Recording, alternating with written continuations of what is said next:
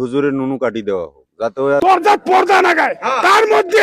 নীলফামারীর কিশোরগঞ্জে মক্তব পড়তে গিয়ে ৯ বছর বয়সী এক শিশুকে শ্লীলতাহানির অভিযোগে আব্দুর রশিদ লিমন শাহ নামে এক মক্তবের শিক্ষককে গ্রেপ্তার করেছে পুলিশ।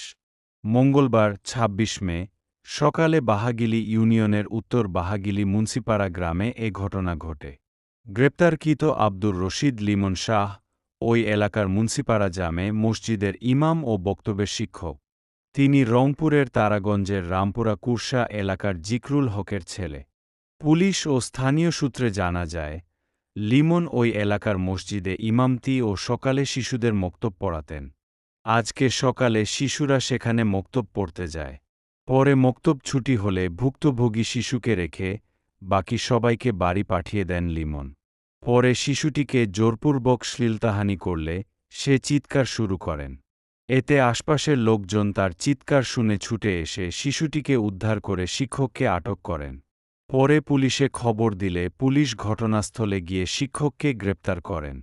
এ বিষয়ে থানা পুলিশের ভারপ্রাপ্ত কর্মকর্তা ওসি লুৎফর রহমান বলেন, ৯ বছর বয়সী এক শিশুকে শ্লীলতাহানির অভিযোগে এক শিক্ষককে গ্রেপ্তার করা হয়েছে। তার বিরুদ্ধে মামলা দায়ের করে আদালতে প্রেরণ করা হবে।